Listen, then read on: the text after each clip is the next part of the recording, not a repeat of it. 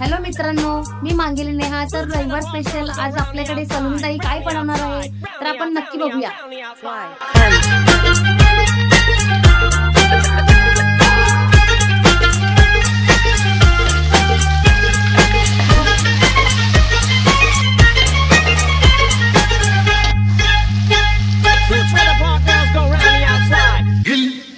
हिला तुझे कपालीला ढिला, अगो हिल पोरी हिला तुझे कपालीला ढिला, तुझे कपालीला ढिला, तुझे कपालीला ढिला, गुजराती मराठी सोबत तुला.